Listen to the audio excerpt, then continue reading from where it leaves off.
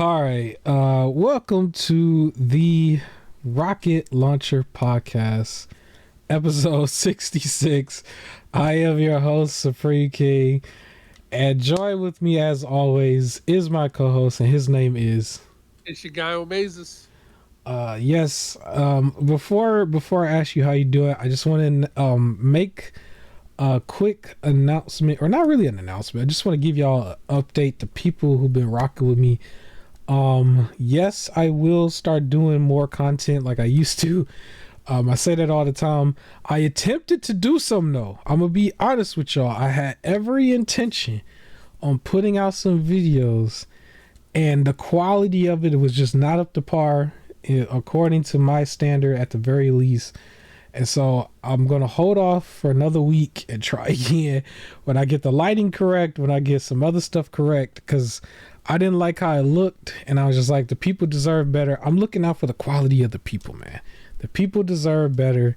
They do not deserve me to just throw something together and get back to doing what I was doing. It's like, let me make sure it's right, before I start giving them some stuff again. But most of the stuff we're gonna probably just cover here. I was already late on some of the topics. I think a lot of people probably wanted to know my take on this new Xbox system and also controller, and I guess the attempt to buy Nintendo and all of that stuff. And so I'm gonna talk about that right away. But first, how are you doing, my co-host? How is everything? Man, I got a cold, so I got the sniffles. So therefore, like, if I pause, or I'm a delayed response, I'm just blowing my nose. So don't mind me. Other than that, I'm good. Other than that, he's good. I was doing too much this morning earlier, so I'm not really sick. I'm just kind of like in this food coma kind of thing because your boy was trying to eat a little too much because he had this coupon and he was being, a cheap person. But it's all right. It's all right. I'm back. I'm here on time. This is gonna come out on time, and yes, I'm gonna have more content for y'all, especially the indie game compilation stuff. 20 games in one videos. I'm going to start doing those again. I'm going to backdate it too. I'm going to go back over some of the stuff that I've missed over the whole summer because I still want a record of it for myself, because I actually do my own sales and buying stuff based off of some of that stuff. It's like a in video format, like wish list in a way for myself. Well, make sure you mention Sea of Stars, because man, that is like a fantastic game. That's like the main game I've been playing. Like, I was looking forward to Baldur's Gate like crazy. And don't get me wrong, Baldur's Gate 3 is really good. But like Sea of Stars is like all of my attention right now. All right, that's cool. That's cool. I think Sea of Stars is multi-plat. The game on screen is getting ready to be delisted. If you haven't played it, please go play it before they get rid of it. That's Marvel Avengers. This is me goofing around in the beginning of it. I believe I've seen sales for this as low as like $4 if you did buy it digitally. But I would still advise you get a physical copy somewhere. If you really, really want to play as Spider-Man, then get the PS5 copy, I guess. Or PS4 copy, maybe, I think. I don't know. Maybe. Y'all got to look that up. Y'all got like 5 days. So, good luck. Other than that, I guess we can get into some of these topics. I think the biggest news, depending on how you look at it, it might upset you or you might be excited depending on how you look at this. But the biggest stuff that was going on was surrounding Xbox. Xbox, I guess, has some major leaks, like some crazy leaks that showed off. They showed off a whole console basically, and got full details. And I'm wondering whether or not this was like some off like marketing kind of thing in a way, because everybody got some high res pictures and some really nice looking photo ops to really show this off on their videos and stuff. But the story was the leaks came from the court case. And what court case? Well, it was the court case, the one that keeps going on forever. The Activision Blizzard deal with Xbox. Apparently the news surrounding that is that it's finally getting ready to close. We've got only a few weeks before it's finally over. They're not going to push it back anymore, I think. I think they got their final okay from, I think, the UK completely this time. Even though they keep saying it over and over, it's like, I think it's for real this time, and I think it's supposed to be closed by sometime in October. And I guess they're saying for real this time. It's like, okay, for real this time? Yes, for real this time. But in the leaks, they showed off a couple different things. It was just like, here's the Xbox Series X. It's not really a refrigerator anymore. It's like a cylinder. You know, it's rounded off, and it's supposed to support more, 60 FPS 4K gaming, basically. Even though the old ones say that on the box, but this one's supposed to do it even more. So I'm assuming, like, with the AAA games, I think every AAA game is supposed to at least hit 60 FPS with no problem, at least. And then 4K and all of that, right? And then the controller, which is an interesting one. I'm gonna be honest, I thought that the look of it was a little ugly, just a little bit, the black and white, the way it was looking. But the controller is supposed to, from this point going forward, come with a rechargeable battery pack, and it's supposed to have its own set of haptic feedback, similar to the PS5 controller. So it looks like they're attempting to close the gap there a little bit, which is fine. I appreciate it. I think the big thing about it was the Series X that particular Series X is going to cost the same as the other one. However, this one is just all digital, and there's no disk drive basically. And I believe you have a full 2 terabytes of, like, the SSD instead of 1. So they took away the disk drive and gave you, like, another terabyte of storage, basically. Okay. And so I guess that's the trade-off ish a little bit. So same price, no disk. And there was just, like, some, like, I don't know about this kind of, going on. Like, for me, in the video I attempted to make that I think is trash, I was saying, I'm happy that they are coming out with some products, because even though it looks like they're just putting out more hardware, their Game Pass has been on fire lately. Like, Starfield wasn't the only thing that had came out this month. You also got Liza's P day one on Game Pass. That's a hot Souls-like game right now, featuring, is it Pinocchio or Peter Pan? Which one is it? I always get it wrong. Pinocchio. All right, it's Pinocchio. And then even with all these Tokyo game shows that we're going to show later on, pretty much every Persona game is going to be on Game Pass. Every Like a Dragon game, Yakuza game going forward seems to be on Game Pass, and it's like all leading within the next 6 months apparently. So it looked like they're still doing good, and they still have their first party coming out, which is Forza's coming out next month. We've got Fable along with Hellblade 2 and Avowed coming out within the first half of next year. So it's like, okay, they're coming out with stuff again. Starfield looks like it's set to do better, or do what Halo couldn't do. Halo Infinite, right? They got their Halo Infinite replacement. And it's like, okay, everything seems to be going good. But then we hear, here's this email coming out that Phil Spencer's like, you know what? We just going to play around with Nintendo for a little bit longer.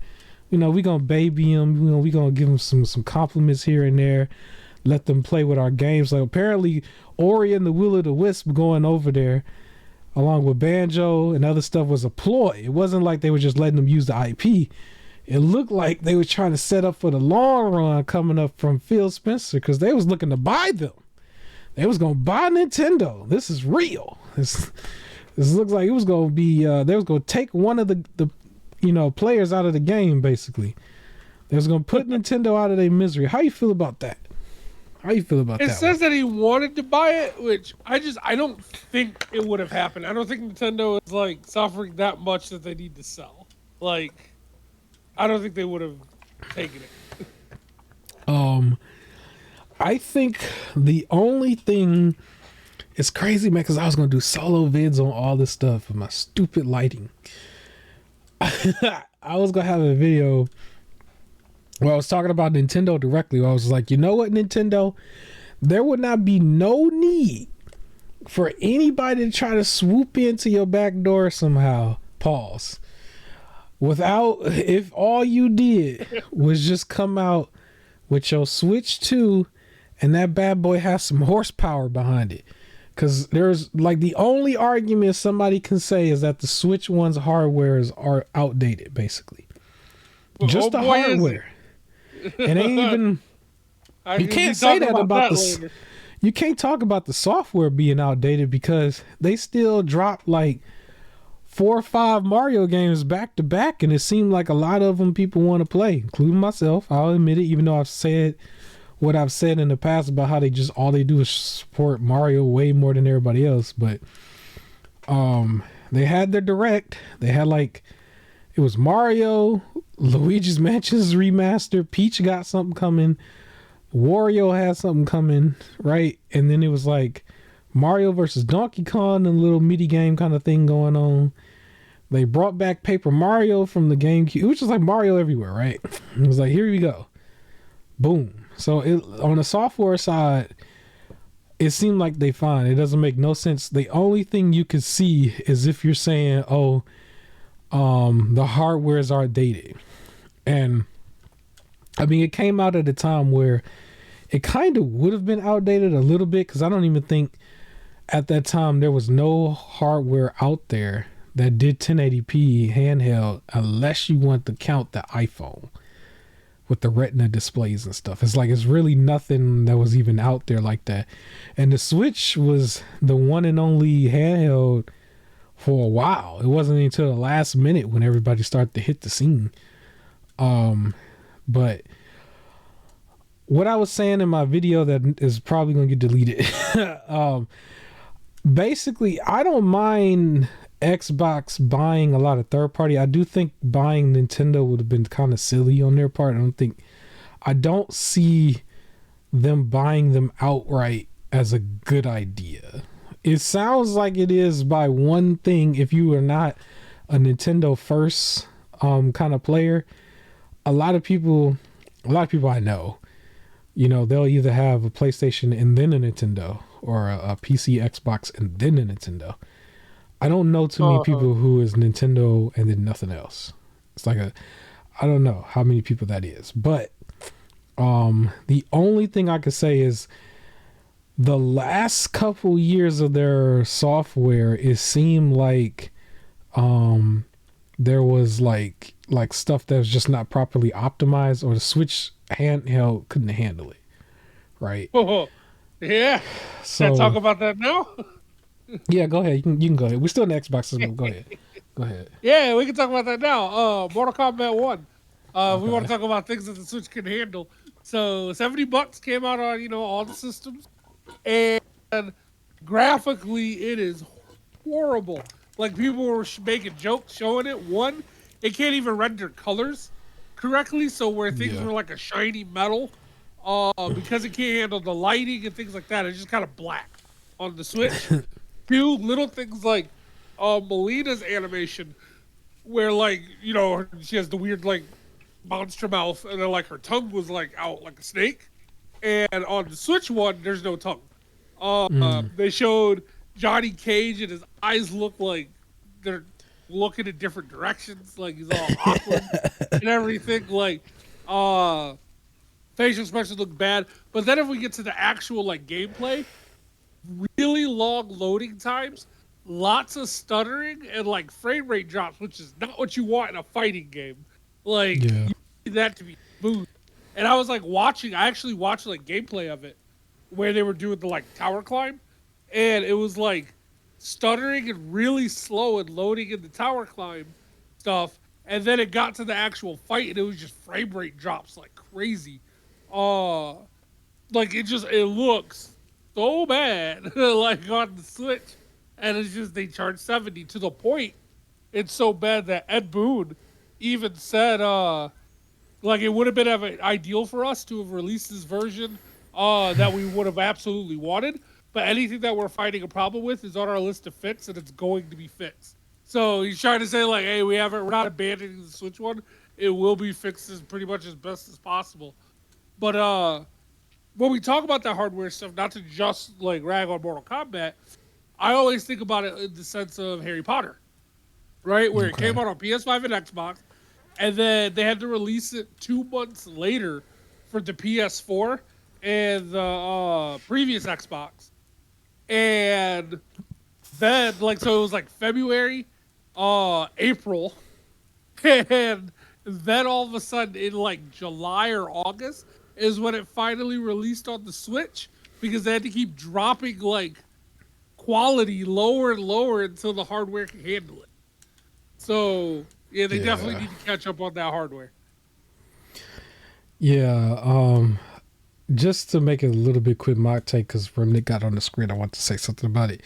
Um, I think just to hush any type of talk coming from like Xbox or somebody trying to buy them. The only reason that would happen, or not happen, but somebody would consider it, would be from the Switch's hardware. All they got to do is make sure, like what I said before, one, it has to be better. Switch 2 has to be better than the Steam Deck and the ROG Ally by default. There's Yep. no way you coming out with something that's like less there. But if it's better and it's able to handle third party where it's on par with the PS5 and the Series X, I think they would silence all of that and they would just go back to being considered equal amongst everybody else instead of just I'm buying it for nostalgia reasons, but it's like actually equal. You know what I mean? Yep. I think Nintendo is in a fine spot. I would rather pay more for a more powerful Switch 2 than being charged, an excess amount of money for like their expansion pack that just got Game Boy Advance games that's being drip fed, Yeah. or paying $50+ for a wireless N64 controller, right? It's like, if you're gonna charge me more, put it towards actual powerful hardware. That's where I would want it. And then you wouldn't have issues where it's like, yeah, the Witcher 3 got on there, but it's like really grainy looking, or like you put games on there as like partially on the cloud, or there's a collection, but only one game is on the actual cartridge and the other two you have to download. Stuff like that. Like, you wouldn't have to worry about that if they gave you like hardware that's actually good. Just give us the hardware and we won't have to have those conversations. I don't think that anybody needs to buy Nintendo. Nintendo, like, they weren't worth more than Activision as a whole, even though people probably look at Nintendo as bigger than Activision simply because they are hardware and they've been there for like 30-ish years. Like 30, 50 or 60 30. years. I was Yeah. gonna say 30. They don't have to worry about anybody coming up under them and trying to buy them. If they put out good hardware. Like I was seeing from like the leaks and rumors is that some people were saying it's supposed to be just as good as the PS4 or PS4 Pro or Xbox One. I think that's not good enough, honestly. I think they need to literally catch up. I don't think you need to get into a space where you're just as good as the last generation. It's like, that's not gonna fly with me. You gotta like literally catch up. I don't need you to say you're the PS4 portable, because it would be kind of questionable if the actual PlayStation Portable is running games on the cloud at a higher frame rate than the Switch 2. You know what I mean? Like that, something about that would be kind of questionable. Do But you think? So you were yeah. saying it needs to be better than the ROG, like Ally or Steam Deck. Rogue Ally, What yeah. about equal?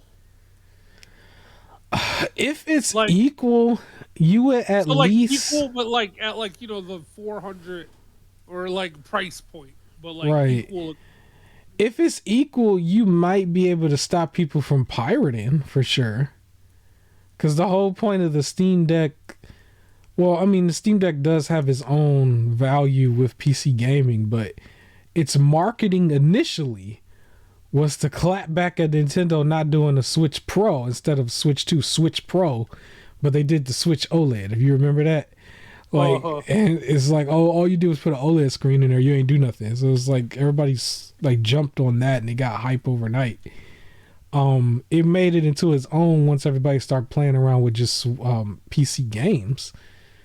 But as far as the Switch itself, I would like for it to be better because then it puts those handhelds, like they would probably make them more irrelevant overnight if they was like, boom, here this is, and we got like you know, a Mario Kart 9 or something. It's like, whoa, nobody would be even worried about the other thing, even if they matched the price.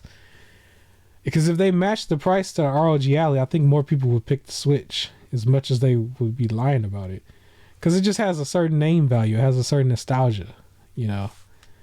I needed to be at least 1080p handheld 4K on the actual on the box or on docked. But I need 60 FPS on both. 60 FPS in the handheld and docked. Probably 120 docked, to be honest. Because it's not like usually with the other games, what holds it back is like really hard graphics. It's like, what is the hard graphics for Nintendo?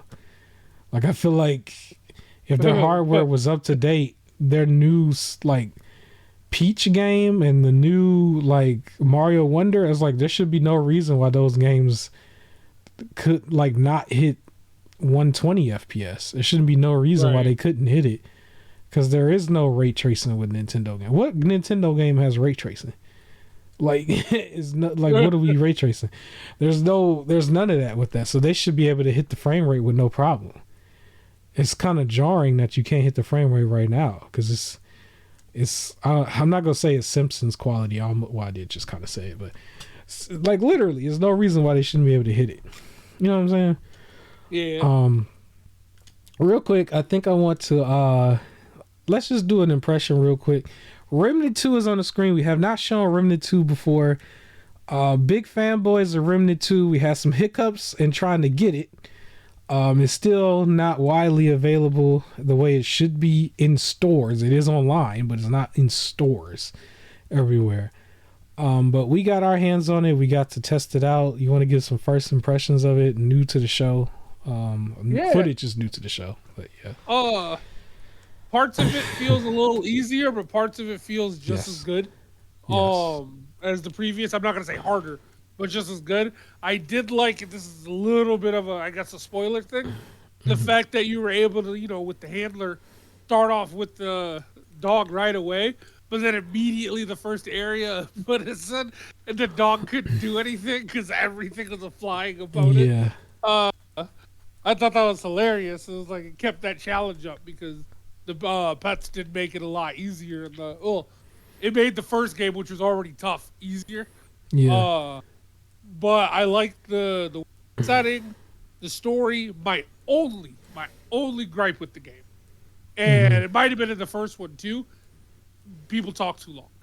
My only gripe with the game is that people talk too long. That was a strange thing, because I think only in the first game, right before the final battle, the one kid was talking a long time. Yeah, and we were ignoring him, right?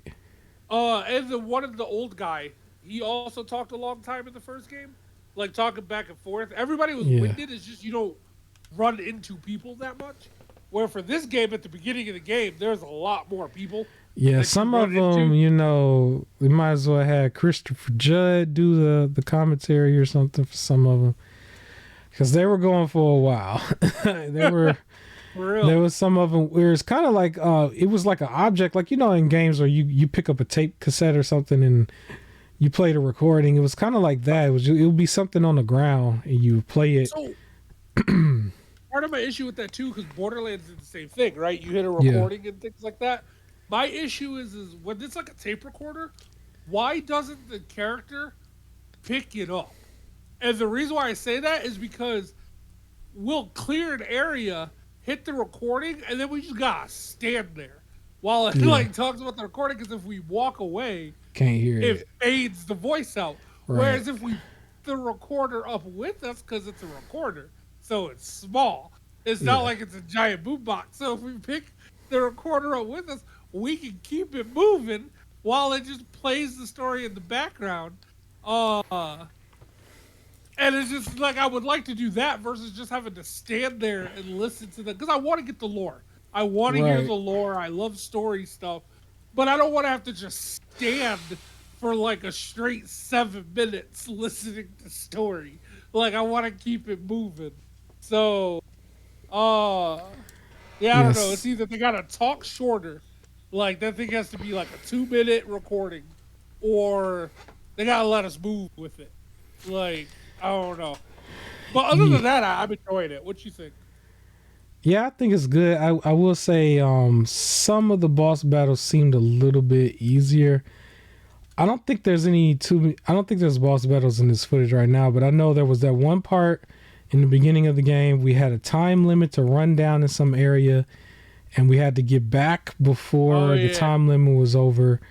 I was the one that made it back, and I actually thought I didn't. I thought I was didn't make it into a particular room, but then it said I did, and then there was just this boss that was there, and the music changed. It was kind of epic, but it almost got to the point where I barely got hit.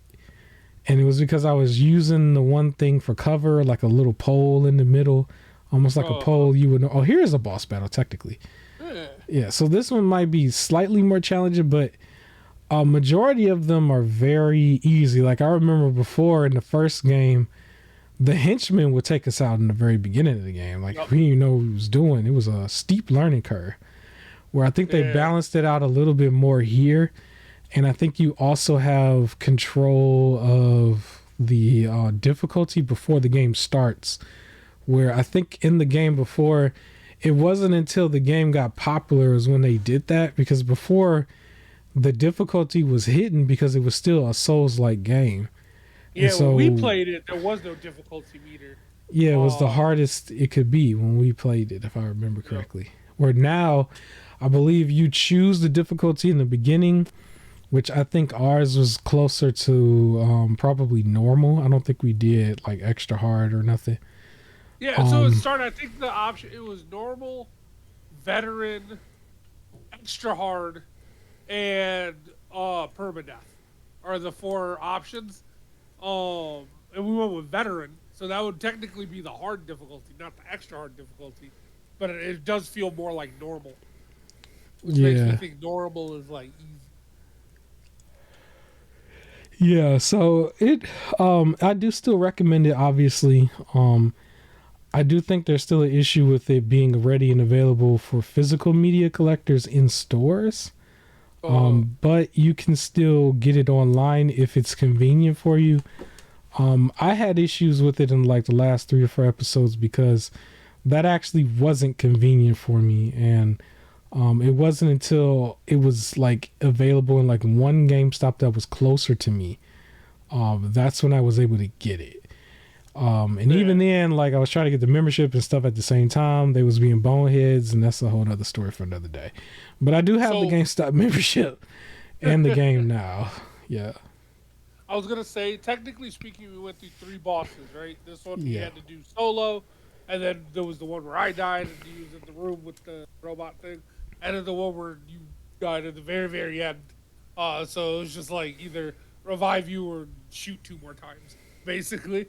Uh, hmm and I will say, I honestly think this boss was the hardest of. out of the three, the very beginning. Yeah, because I feel like this one was the most aggressive He had more of the three. reach too. Yeah, Yeah, that too. yeah. Yeah, I still recommend it. Obviously, Yeah. I don't know if it's gonna be game of the year. There's a lot of games there. Um, the top six, it may not make it. It definitely, I think, makes in the top 10. But I don't think Yeah. the public is going to vote towards this one over some of the other stuff. But it did rate pretty highly from all of the like professional outlets and reviewers. I think this was like across the board like a 9 out of 10. So I can't wait to see how the rest of the game goes. I heard it kept improving. The one thing I can say, at least for the boss battles, there wasn't a bunch of like entourage minion people, Which I distracting you. prefer. Yeah, I like that. Even when the other one did start dropping minions, it was really just so you can get ammo and everything. You Hmm. still had to dodge them, but I prefer that over just an endless swarm of just constant minions where you'd like that they're the fight. The boss isn't even the fight. So Yeah. So yes, definitely still pick this up.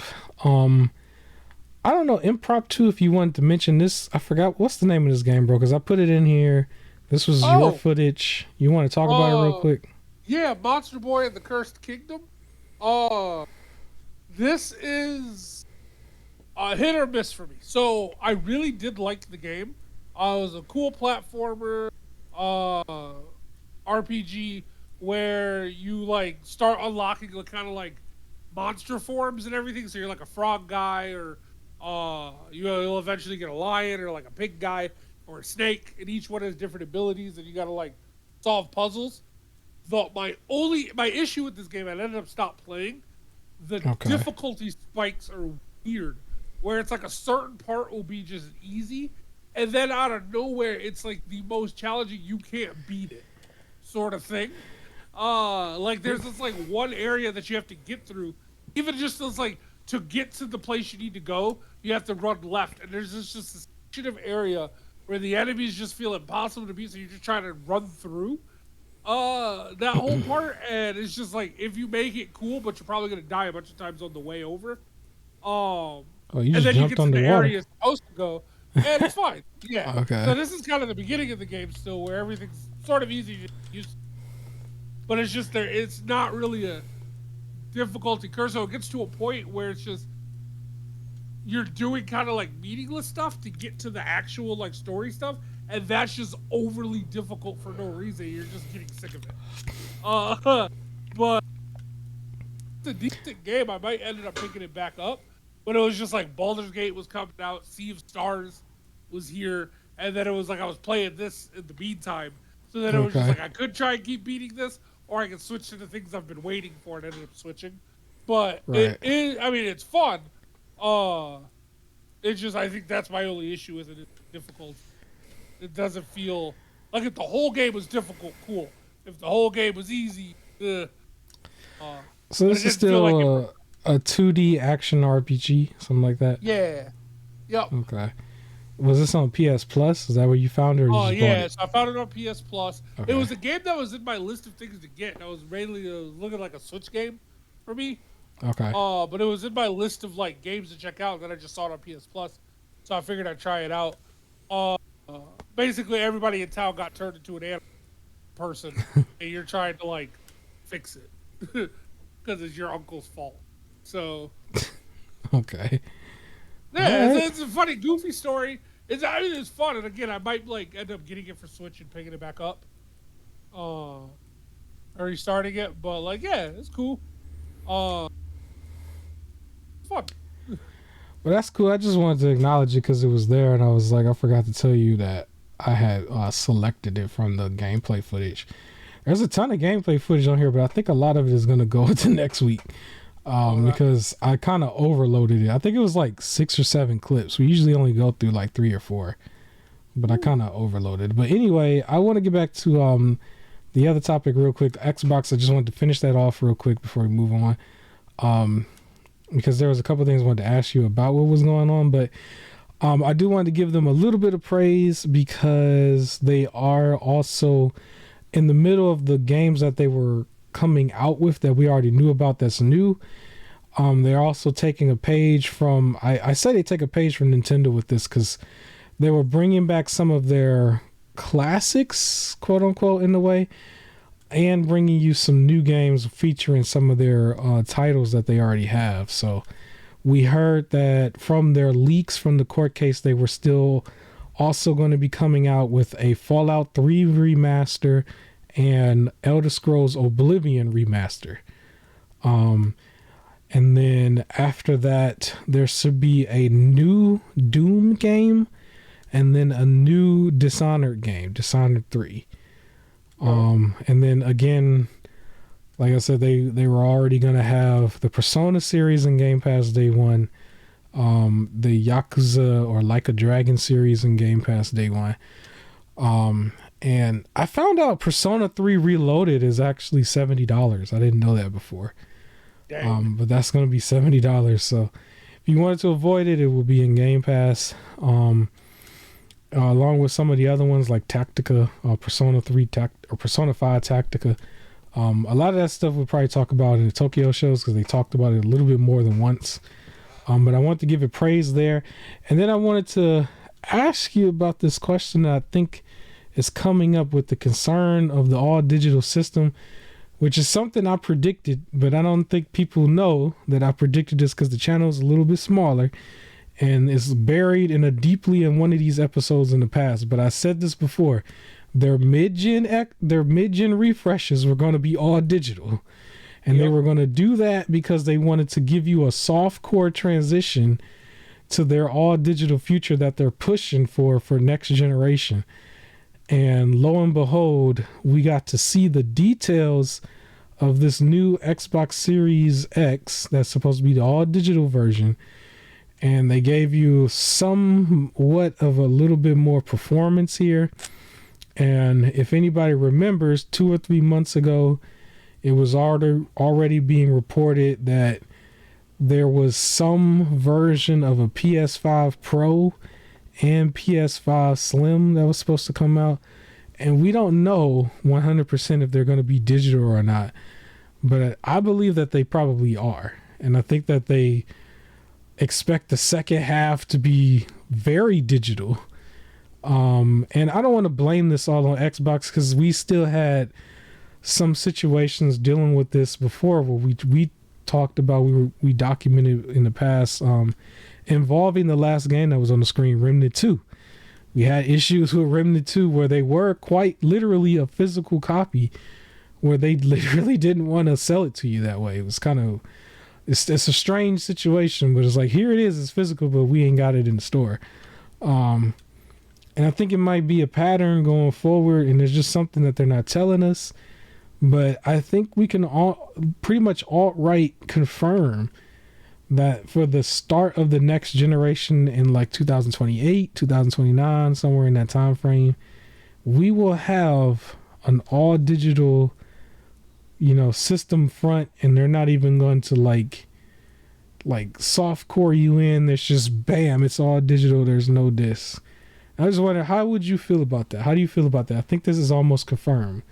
They're not trying to say it out loud, but yeah. It's basically confirmed.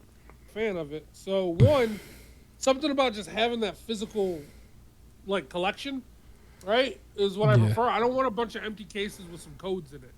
Two, I hate this move to the future where we're just like no more sharing games. Like, it's basically what they're trying to do is no more sharing. You have to like no. So like basically, if everything's digital, right, then I'm only getting games that I 100% am sure that I will enjoy. Like, there's going to be less things for me to try. Because, like, you could always, if I really don't like a game, I can, like, sell it. I can, like, trade it back. Things like that. And I'm way less going to be just trying certain things. If 100% I know, or if I can't 100% say that I will enjoy it, or if it comes out broken, or things like that. Second, they're removing the ability to be able to kind of buy things on sale, right? So now games that I was just like, I kind of want to play, something like Callisto Protocol, where even though I know it wasn't the greatest game, like I still kind of want to play it. Or Dead Space 3, where that looks interesting to me, I kind of want to play it. If my only option is digital and I got to wait for digital sales, and they're never going to really go that low, or like a Nintendo case, where it never really goes low, well, then I'm just never going to play it because it's not going to get it. Right. So you're saying you're not going to bend the knee to the corporation. No, that's just going to be their loss. If the next consoles are just going to be digital, then there's no point. I might as well just focus on PC gaming because that's already digital. So screw it. I'll just be a PC gamer. We're done with the. I'm already upset that PlayStation Plus is raising the price, and things like that. Another thing, you can't go digital and raise the price of game, right? Like, if it's digital, you don't need to make a physical copy, then it don't need to cost that much. Right. Make it less. Go back to $60 or even lower. Like Right. that because it's just a digital code. Uh there's like there goes GameStop basically. Like that's kind of annoying too. Yeah, Uh they're cutting off some of these other places. Mom and pop stores are gonna have their lifeline cut off in a way. yep. They're gonna be basically, on the deaf ears, basically on hiatus a little bit. I don't know how to say it, but they're gonna be on life support in a way because Yeah. as time goes on, some of that stuff is gonna be less and less like people's going for it. It's not gonna be as valuable because some of the new stuff drives you into those stores for you to get some of the old stuff sometimes. Yeah. So it's Because just it feels like they keep upping price and taking, and I'm not a fan of how this goes. And I'm starting to like really be like, well, I got this backlog, and like I just don't need nothing new anymore. Like that's where I'm starting to get to. Uh, right, and it's sad and it's annoying, but I'm not a fan of this pure digital. Like sometimes, yeah, I like digital games, especially for ones that like I don't like that's going to be my focus game, like something like Madden or things like that. I do kind of prefer the digital because I'm going to play it every once in a while, so I can just stay on the system and I don't have to like switch out disc. But again, if we're just going to go digital system, then there's no reason for me to get a system. I'm just going to stick to PC gaming. Because then games are naturally cheaper for the most part. The online play is free. yeah, that's And the if I'm biggest not going one to for have a me. physical collection to look at, then there's no reason for me to stick to the console. That was part of it, is that physical collection I can look at. I don't need it anymore. I just get a PC. And like I can have my PC and just soup it up even more. We're just done with console now. Like, I don't know. Yeah, Like I'll have like of course there's PlayStation exclusives that I really want to play, but the bigger ones are now going to PC as well. So yeah, I don't know. The industry got really oversaturated with like people just, I guess, investors just trying to make money. And the problem is, it's going to take more money out of the gaming space because that's not going to strong arm people into buying. It's basically going to strong arm people into piracy. That's what I kept saying before. I'm like, in real life, like we keep it real, you're going to see the same situation that happened in the early 2000s with people taking music. Basically, yeah, that's what you're going to see. And that's what's gonna happen. Even if it's like a situation where they were trying to say, the Unity engine, we could talk about that in a second. Where even with like, I think at one point they were saying if the game was pirated, it would still cost the developer. Quite literally, the people are not even gonna care about that. They would still install a pirated game. You know what I mean? So, that's what's gonna happen if you push everybody to PC. They'll sit there on their streams with all their fancy, colorful Sonic lights, and they're gonna pirate your game. I don't know what to tell you. So it's gonna be interesting the future to see. But if the music industry survived it, they'll survive it, I guess. But they're gonna have to learn. There's already people who prefer digital only, anyways. Like having the digital library, so they could just keep it thriving, but some of it has its place. Like I feel like the indie titles, the stuff I've been featuring in the past, that has its place. Yeah, because that makes sense. But they're not $70 out the gate. A lot of those games be like 15. You know, like they be 15, and they're only expected to be like 6 to 8 hours. They're just cool games that are just like they touching on a very new genre, very niche genre, very experimental, and they're short and sweet. But you talk about a game where they're intentionally trying to make it longer with all the leveling up systems, and this is a super open world where you're just walking everywhere, and you got to pay the top dollar for it, $70 plus some microtransactions. That's what we're starting to see now, full price and microtransactions. And it's an industry thing. I can't blame this all on Xbox, even though Xbox is probably the one that got their system leaked ahead of time, because apparently this is supposed to be official by September 2025. So it's a little ways out, but I ain't gonna blame just Xbox. Look at like Spider-Man 2 that's coming out. The fact that they have a physical one, but in order to get the 10 special suit, you need to have the digital deluxe, right? Or PlayStation's like you could buy the physical one for like 70 or 60 at the time, but then the super collector's edition only comes with a digital code. Like they were already moving to doing digital crap like earlier.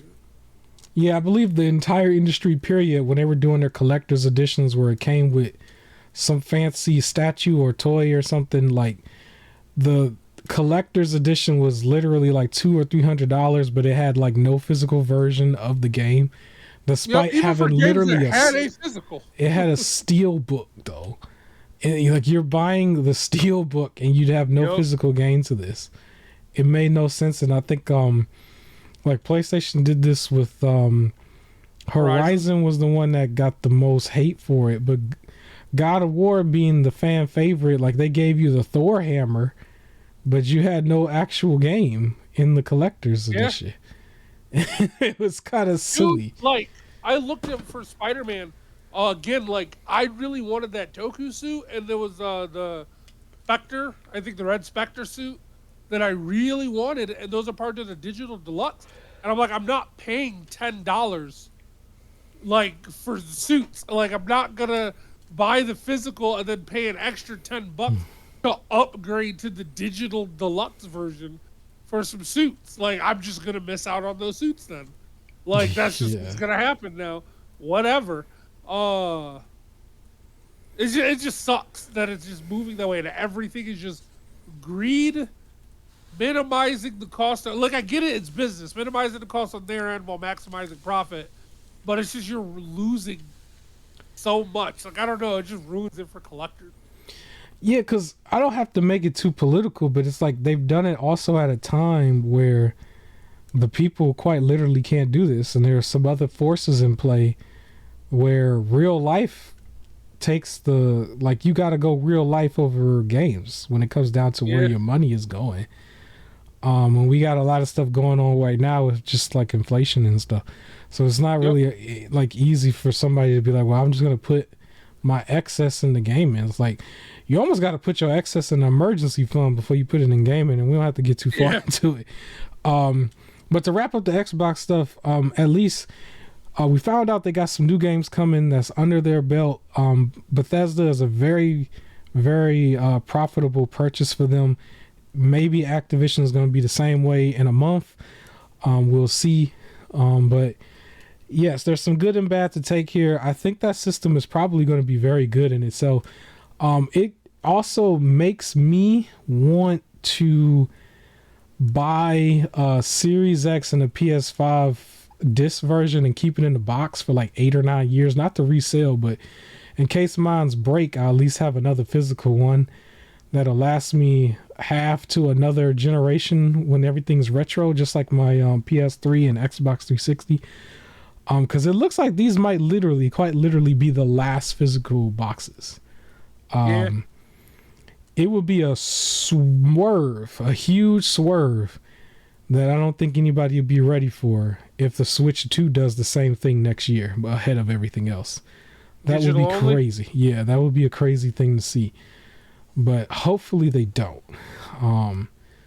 Knowing the way they move, they like to stay behind the generation a little bit. So I don't see them making that type of move. But they might though, because like again, they don't like to put anything on sale. That's the ultimate way to not put anything on sale. Yeah. Now if it's digital, we're gonna only buy it through them. So full price always. That's so crazy because like I said before, like I have a huge backlog too of discs. I got a whole like tower drawer thing that I bought from Walmart just to put them all in. So I would quite literally go through all of them beforehand. Not to mention all my little emulation devices. I'm gonna do a show on emulation in the next couple of weeks. I would go through all of that too. You know, PS1, PS2, the Game Boy Advance, Super Nintendo, all that old stuff. I don't mind going back. I might have a lot more old school stuff on the channel mixed in with some new stuff too. I think it would be kind of cool. But I guess we could move on from that. I want to say real quick, I can probably go ahead and just do the middle of the portion show.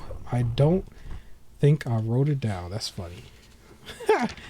Did I write this down? I think I did not write this down. All right. I did write down half of it, so I can look at what I said from last week, and you could probably pull up the other half for me. But this is supposed to be the middle of the show where we talk about our unofficial sponsor, and I can still talk about the unofficial sponsor here because I got half of it here.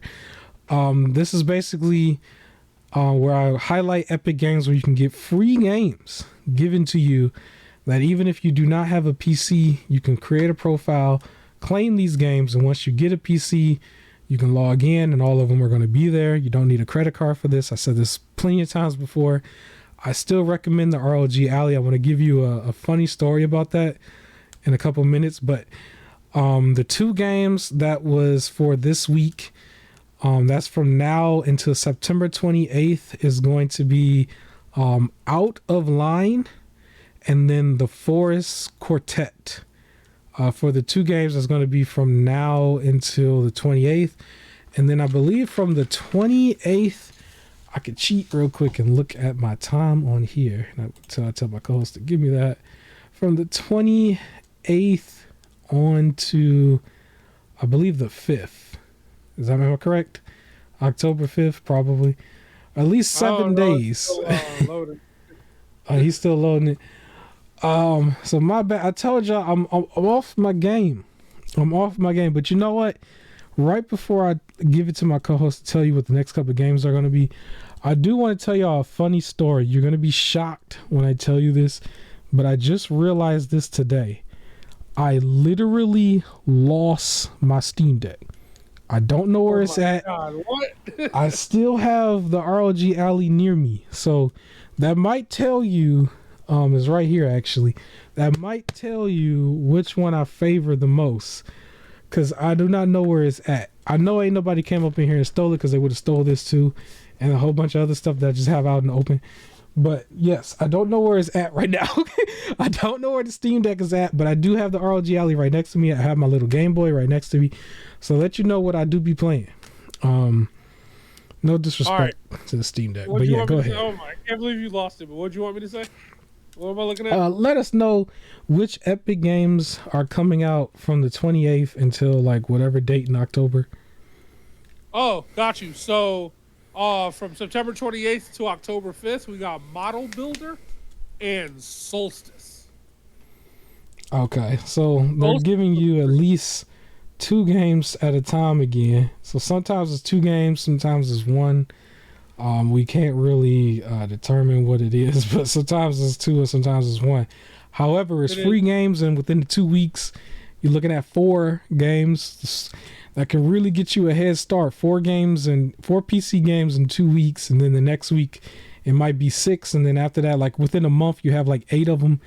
So yeah, go ahead and go claim all of that, and then yes, you can have the ROG Ally, and you know, basically log into the Epic app, and all of it is right there, right? But yes, I'm not playing. I have no idea what I did with it. I was looking for it earlier because I was setting up stuff to try to do some solo, YouTube videos. They didn't come out right, but I was like looking for it because I actually want to set up where in my background I kind of had them displayed a little bit. But then I was just like, well, if I don't got one, I don't want to do the other one and not both of them. And I'm like, where is it at? And I was like looking for it. And I know there is safe like in its case because I usually keep them in their little hard cases. And I got a case for both of them and even the Mayu Mini, the little Game Boys and stuff. But I quite literally have no idea where it's at. It can't be too far. It can't be too far. But yes, I haven't been playing it. If anybody wants to know, I have not been playing it to the point where I literally lost the whole thing as big as it is. I have literally lost it. Yeah, so it's just gone. It's just gone. I know somebody somewhere is like, that's blasphemous. I understand. I apologize to Team Steam Deck. Listen, I'm in the camp of just get everything and play everything. But you might want to, keep track of where everything's at.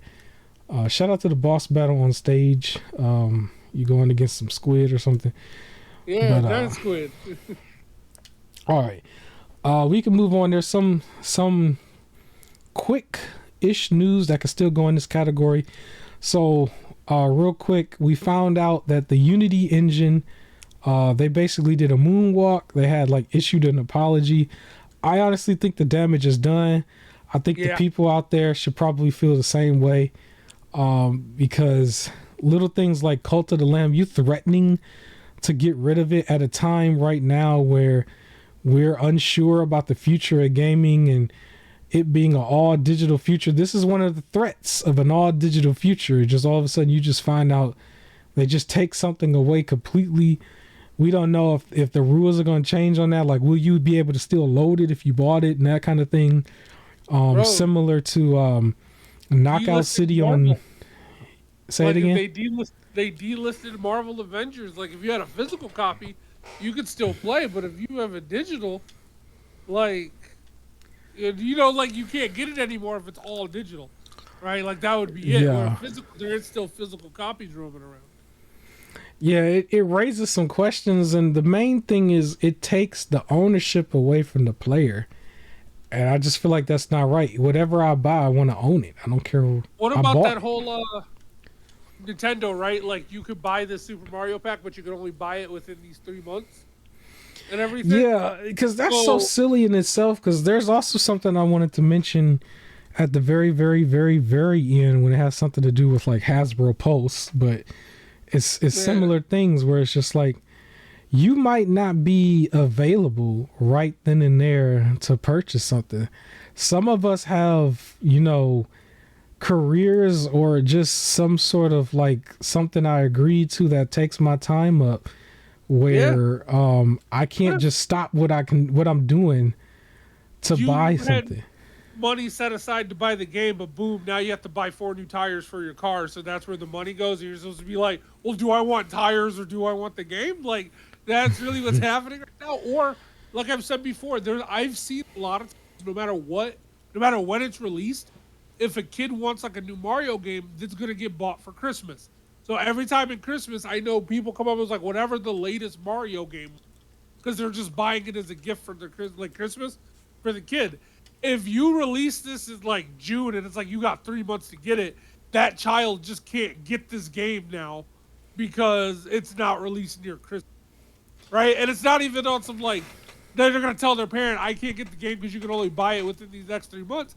The parent's gonna be no, you can wait till your birthday or you can wait till Christmas, and they just don't get to have it because you put things on a timed purchase. Yeah, but even with the last example, the absurdity of it is you could always change your tire, but you can't always get this particular game. It's that sounds extremely absurd. Yeah, extremely absurd, especially if it was the winter time or just period. What you mean I could always change my tire, but I can't get the 3D Mario All-Star collection? I'm literally choosing between. What are we saying here? That doesn't make any sense. These are the reasons why I say piracy will return to being king. It just will. You can't guilt trip people into not pirating if you're gonna do those type of things where you're strong arming them in at these high price points. The game isn't finished or quality, you know what I mean? And you're doing these type of things, or some absurd thing where it's available for a limited time digitally, which has happened already before with Nintendo. That's absurd. That is absurd. They quietly restocked at one point and unofficially did it and didn't tell nobody, and then now I think they're kind of done with it, but I still think it's absurd because it should not come down to that. I should be able to go and get a copy of that right now if I wanted to, a year or two late.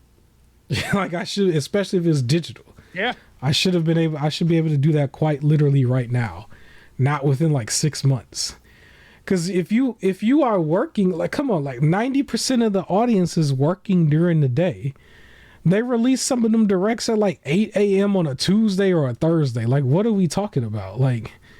You are at work. You are doing what you're supposed to do, which is making money. You didn't see that direct. You Yep. come home, like that thing is buried in a whole feed on YouTube with like 1,000 other subscriptions. And then with every minute that goes by, it's getting pushed down because you subscribe to so many other people. There's a big group of people who just quite literally wouldn't have seen it. It just comes off so silly to think that we will move at that frequency for them because they tried to create some scarcity. You didn't create scarcity, you created poverty or piracy. So I don't know what to tell you, because that's what the people are going to do with all of these new systems. I think I can mention it also right here, because there's a whole nother system that's a PC like system that basically got its own Joy-Cons and stuff too. What is this thing called again? Oh, Lenovo Legion Go. I found this out because I saw a commercial for it yesterday, and I went, "Oh, they got one too."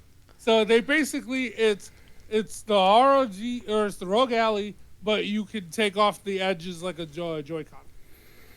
Right, that's his biggest like draw to it right now, is that's the kind of thing it has. But the Switch needs to understand, or Nintendo needs to understand, that in like quite literally they kind of caused this on their own.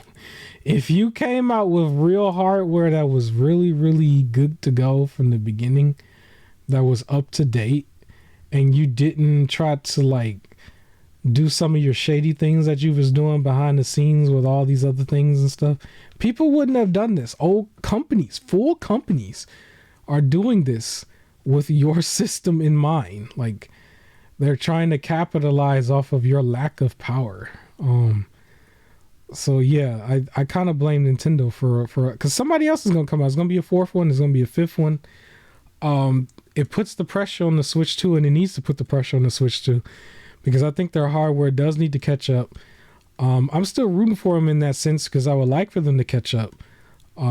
Because maybe there might be a third party game that might make more sense to play on their hardware. But you want the performance to be just as good on their hardware, even if you pick it there. Yeah. But yeah, I don't want to just keep bashing it. I'm bashing it to every other episode. But yeah, we also found out, or you found out, there's going to be a Division 3. We got done playing Division 2 last winter. Yeah. Here's how they released it. They released a tweet about somebody getting promoted. Julian Garidi, or Jarity. I'm pronouncing it wrong, but Julian G has been appointed executive producer for the Tom Clancy's The Division brand. Julian will oversee all games and products, including Tom Clancy's The Division 3, led by Massive Entertainment, who's actively building a team for the game. That was a post on X. That's how they announced Division 3. They're just like, here's this guy we're promoting. He's going to be in charge of Division 3. It's just like that. That was it. And everybody's like, yo, what? There's a Division 3 coming out? Like, that's how people found out. Wow. Well, Division 2 does have a very strong player base. When we was on there was all types of people on there doing apparently, their thing. I found out apparently like Division 1, 2, like also has like had a strong player base, and Division 2 had a strong, so it's one of their thriving games. Yeah. So I look forward to playing it if it's just as good as number 2. Number 2 was pretty fun. Had its hiccups, but it was pretty fun. Yeah. Now I gotta tell y'all, let me say this before we get into the next segment. This is gonna kind of transition into the next segment. I keep saying this again and again. There's way too many game shows that happen at the exact same time. Yep. So if anybody was aware, Tokyo basically had their own E3. That's what I'm calling it. But it was a Tokyo game show. It was very, very focused on JRPGs for the most part. And then a lot of Sega classics and stuff. But for some reason, it all got to happen in the same day. This is an ongoing thing with game shows. It's like, even with this, like if you looked at E3 and then this, you could have consistently had a steady stream of game shows where it was literally once a week that went like the whole summer, and it would have been appreciated a lot better. and people would have been like, we have like, gaming is really, really, eaten right now in a way because there's so much, but it's nice and spread out and appreciated. But when you stuff them all at the same time, like the whole thing in 2 days for E3-ish stuff, technically it wasn't E3 anymore. We're not calling it E3, but it was technically still there. And then this, where it's like 6 or 7 of them in the same day and like 1 or 2 the day after, is like, come on, bro. Like we said before, they got work and stuff. Like, what are we doing? Nobody can just stop and do this. I ain't gonna hold you up, but I did actually watch it during work. I probably shouldn't admit that, but that's all right. That's all right. Before we get into the actual thing, I do want to mention there was a Tokyo Game Show for Square Enix, and I believe the Square Enix show was featured around Final Fantasy VII Rebirth. This happened like the day after. I looked at it and I was like, I'm not even gonna really bother because I didn't play Integrate, and I know it was primarily around that. If I'm wrong and there was something extra, you can pretty much correct me in the comment section if you wanted to. I don't mind. But what I can tell you is I got this before the show, but I'll mention it because I think it's still relevant. Final Fantasy VII Rebirth will have a physical version. So I will give it credit for that. We're talking about physical media a lot lately. So it will be 2 discs, and the first disc has 100 gigs of data on it, and the second disc has 50 gigs of data on it. And so before any patches or anything, you need 150 gigs of space by default for Final Fantasy VII Rebirth. So that I do know. So that's a lot. Yes, that's a lot. And I want to kind of go through this a little bit quicker so we can just play some more Remnant 2, because it's a lot of game shows, but I'm pretty sure you only grabbed a few things the way I did.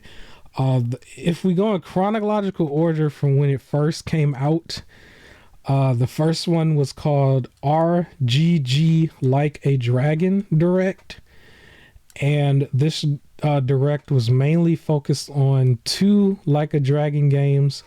One of them is called Like a Dragon, The Man Who Erased His Name, and the other one was Like a Dragon Infinite Wealth, which I believe should be a sequel to Yakuza Like a Dragon, with the same character, which I believe his name is Ichiban. I think I said his name right.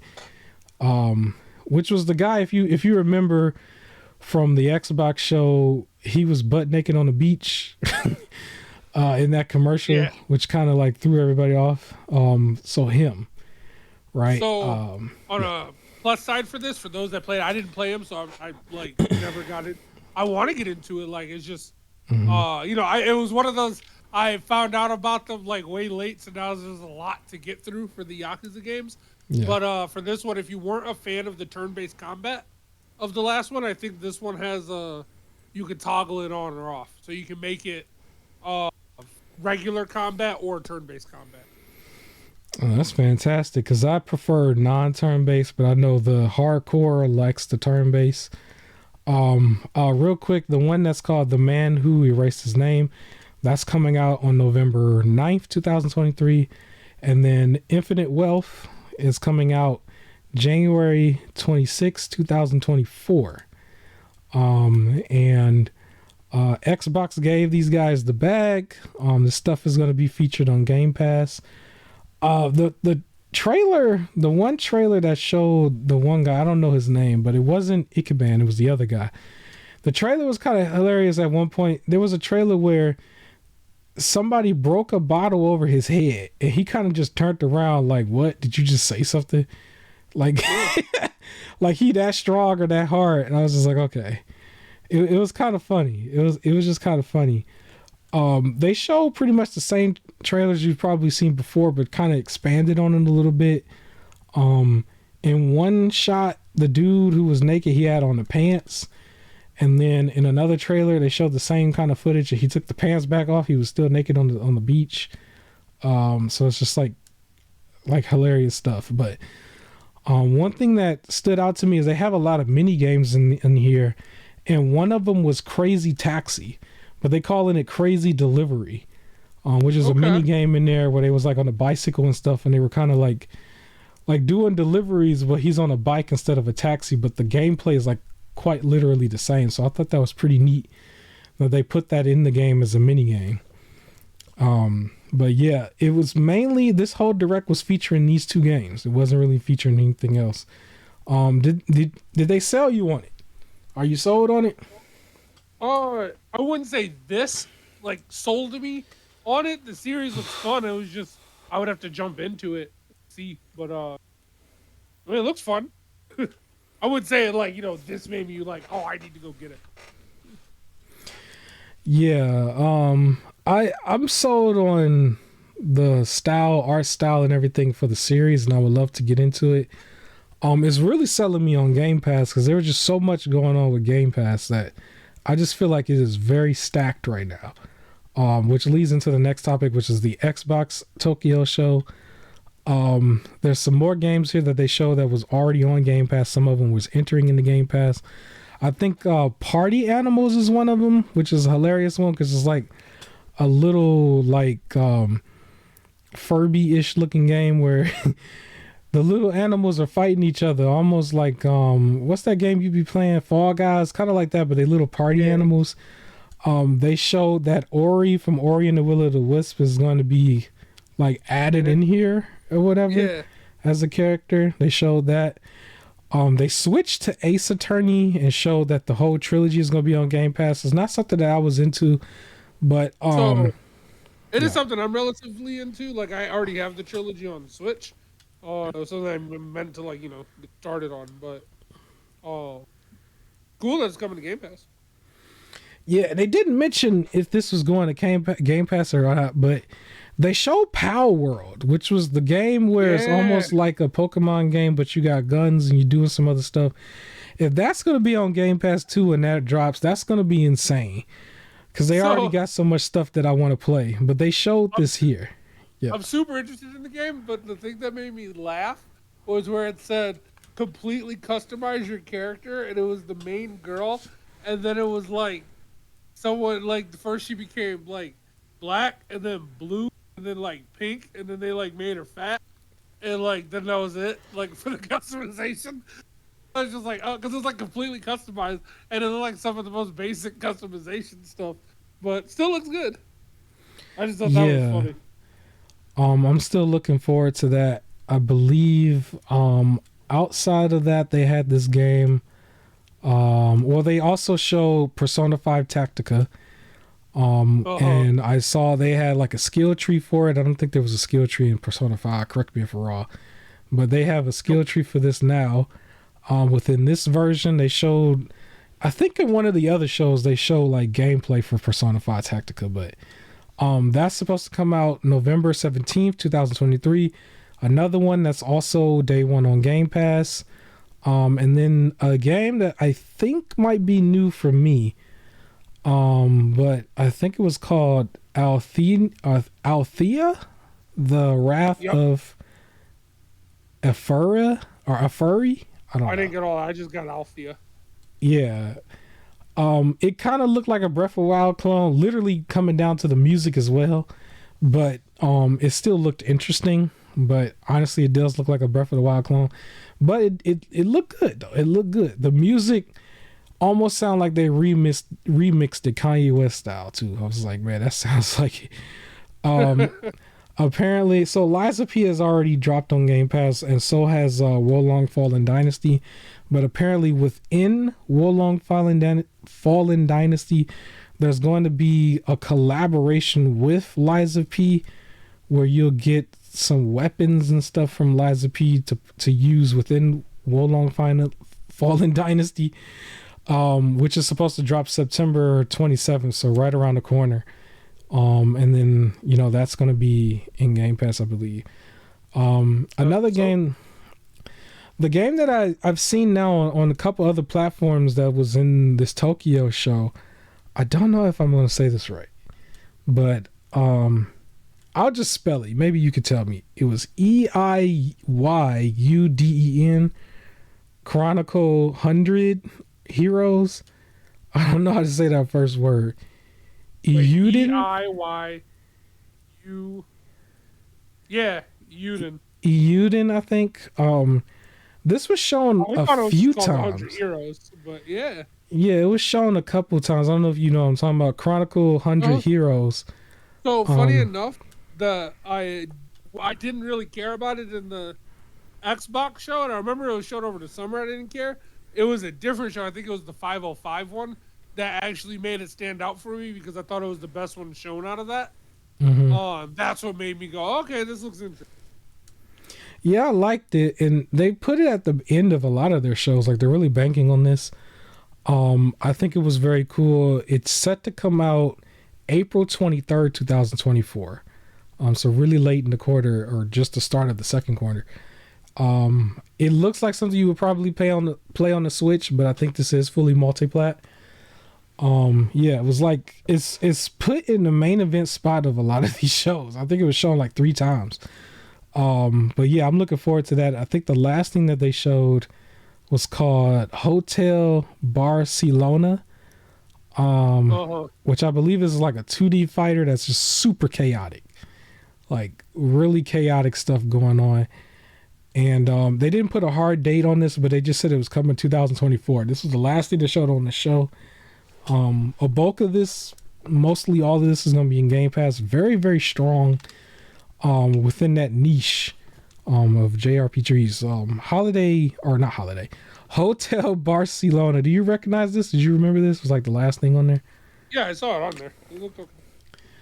Yeah, it was a really crazy 2D fighter. So I wish list a bunch of this stuff so I can keep track of it. Yeah, and then I guess it's like 4 or 5 more shows left, but the 505 games one, I think this one I appreciated one thing from it from the get-go. This I think was the first show where they had a full translator, where it was like where anybody was on there speaking Japanese and you didn't understand what they were saying, they had somebody talking over them and they lowered the volume of the other guy. And I was just like, yo, thank you. You are aware. You are self-aware. And you know, I didn't know what she was talking about. So they started off with this one with like Ghost Runner 2, and they was actually showing them playing it. Another thing to know is they do have a demo out for this. So technically I have a demo out for both Ghost Runner 1 and 2 now. So you can kind of play both of them before buying them, I guess. But yeah, they were playing this game. They showed this game. And you know about this game. We talked about this game before. Yeah. I think the next one was interesting because I hadn't seen this one in a while, but they showed Crime Boss Rockade City, Which caught me off guard. I was this like, was why? this was the celebrity shooter first person game. And I say celebrity because it's like a bunch of cameos from all of these like people, and they're kind of trying to do like some sort of like Beverly Hills Cop impersonation or maybe Vice City impersonation. Yeah, We're just bringing the good old games. Don't just say cameo from people. It's cameo from a bunch of like older celebrities to try and catch that nostalgia. But none of these people are like gamers, and they all like kind of phoned in their performance. Yeah, this was like a it was just more of like an Expendables kind of thing. Like they almost might as well get the same people to do Expendables as well, I guess. I will say though, like in the middle of this, right after that, they just had this really long, awkward interview where it just seemed like they were trying to translate it at the same time. Because at this point, they were showing the shows with like different, like panel members or something. It was almost like the end of a wrestling pay-per-view kind of thing where it's just like 4 or 5 people on this panel thing. And they're all kind of talking about the games and stuff, but not showing nothing no more. And that was kind of how this one ended. And I was a little disappointed in that. Yeah. So that was that. How you feel about this so far? It was like 3 of them. I mean, they kind of, I don't really know if I can rate them either because it was still just kind of like they weren't really presented like a show. Like some of it had interview stuff too, and it was just like, come on. Like I said, for 505, the only game that looked impressive was the 100 Heroes thing, and it was because I thought it looked better than everything else they showed. Yeah, and some of the games I didn't write down twice because they were showing it twice, and I was like, I already talked about it, and I was just looking like, why is this here again? But yeah, they show that again, and then we move on to the other show, which I think is a little bit more interesting. The Sega slash Atlas show, which started off with Sonic Superstars. Are you hyped about this? Are you hyped about this, man? No, Sonic Superstar? No. like I mean, I'm sure some people are. It's just not like I feel like I've played enough Sonic games in like my youth that like I'm like All hey, right. I'm Well. happy for the Sonic Major fans. Like, don't get me wrong, I'm not like they don't need to make it. Like, I'm happy for Right. the Sonic Major fans, but I'm not gonna. It's not a day one buy for me. All right. Well, I'll tell you what. We'll jump in the middle of this. Why don't you tell the people a little bit more about Persona 5 Tactica's gameplay, what you saw, how you feel about it, and I'm gonna use the bathroom real quick and I'll be right back. Okay. All right, so for the Persona 5 stuff, so Persona, I'm all in for this thing. Like, I've been very much in my RPG and JRPG bag. So this game I'm really excited for. It's a nice switch up from like the normal gameplay that you get. It's still turn based, but it's more like grid turn based stuff, which I got into funny enough because of South Park, the Fractured But Whole. And then I like the skill tree stuff. It can be nice for different combinations. I just really hope that like you don't have to like optimize for end game sort of stuff because JRPGs has a habit of doing that where you're supposed to just grind, or if you didn't pick the right set of skills then you're just going to have the hardest time or not be able to beat the end of the game. So I'm afraid of that. But besides that, I think it's really cool that like I get to stick with these characters that I like, and like you have the turn-based heavy story, and then the second version was the chaotic combat like button mash, and now it's all grid-based strategy stuff. I think will be cool. I'm interested to see how the story goes. Because I really like the Persona 5 characters. So I'm hoping that goes well. But again, I'm just concerned about the end game stuff for it. Uh yeah, so again, nothing against the Sonic fans from before. So I was a Sonic fan. Still nothing beats what was that, Sonic Battle 2 for the Sega Dreamcast. So nothing to me has ever been on that level until they can pass that. Like, I don't know. I'm not uh going crazy over the Sonic games, but I'm interested to see what else they do. Uh, Actually, I'm overall excited for all the Persona stuff that's coming out between that Persona 3 Reload. Looks good. And I'm just excited for Persona 6. To be honest, I'm really hoping for Persona 6 that they do Featherman. So those who like have kept up with the Persona stuff, they have their own in-universe Power Rangers. And I really wish Persona 6 would like focus in on Featherman. I think that would be really cool. I think I ended up using all the Featherman costumes for Persona 5, and I'll probably end up doing that when I get to Persona 4. And hopefully they're in there for Persona 3. But yeah, I'm hoping Persona 6 does Featherman stuff. Hey, welcome back. Thank you. Thank you. Yes, good to be back. All right. All right. My take on Persona 5 Tactica and stuff. So when I saw the gameplay, it's funny how everybody kind of looks like they're a munchkin in a way.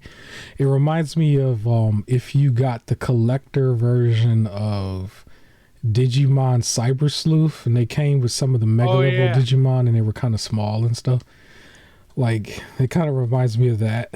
But the gameplay, as far as like how you fight and everything, it still looks like it's relatively the same. It's just you move around and you fight what's closer to you. And so I can appreciate it. They're going for the grid-based, turn-based stuff, which is I'm in my JRPG bag, so like I don't mind that much. Yeah, so I'm looking forward to that. Again, that is a I believe also day one on Game Pass. I'm really sold on that right now. There's so much stuff there. And then I guess I want to go back to the beginning of the show for a split second. So Sonic Superstars, I'm a little excited for it.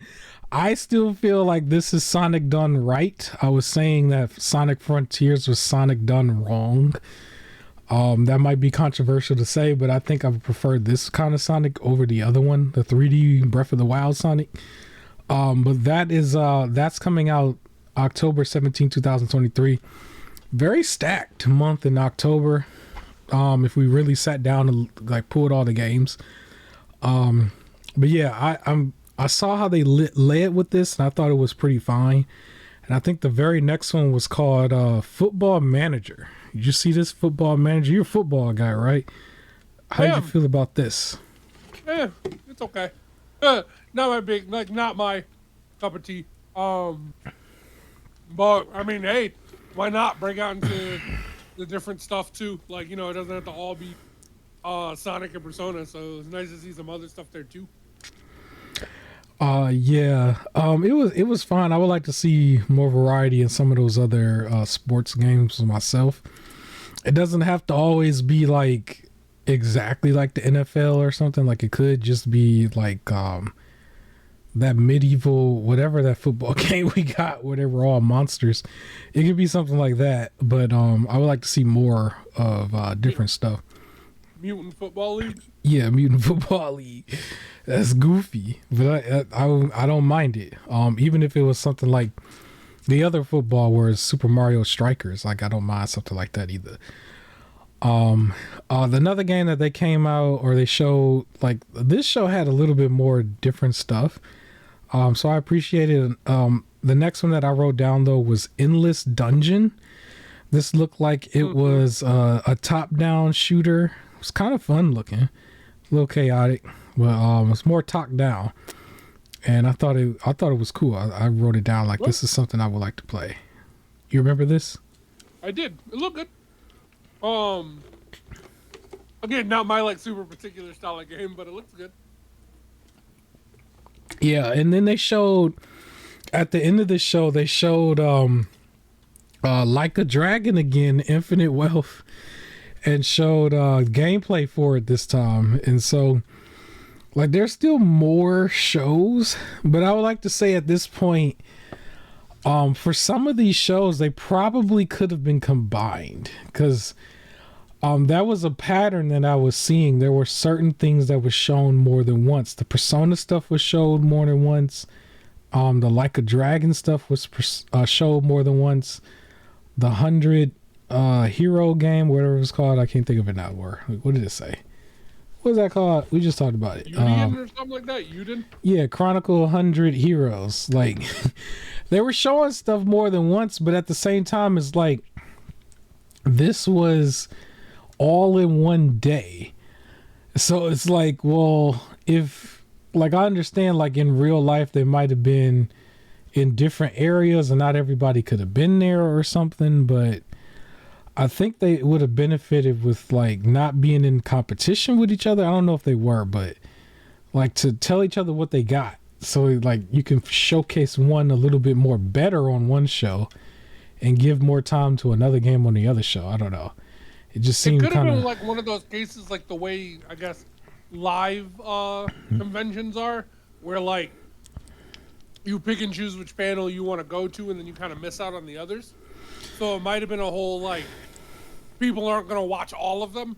So, like, different ones highlight different things and some of them just had crossover. Yeah, but, it's also the alternative here, too, because if you had missed this next show, you literally would have missed this whole game and it wasn't shown anywhere else. So, the next show was called Koei Tecmo Games. And quite literally, one game was being shown here. It was the game called Fate Samurai Remnant. And this was basically a like Hyrule Warrior style game that was more samurai-ish storytelling and stuff. But the gameplay was literally Hyrule Warriors. And I will say it did look like it was a little bit more polished compared to Hyrule Warriors Age of Calamity, the game I got done playing like a little bit last year.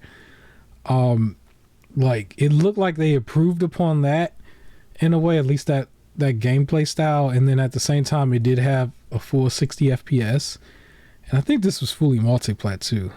They were showing a lot of art around the game. It reminded me, the art style kind of reminded me of Persona in a way, but literally this whole show was just that one game.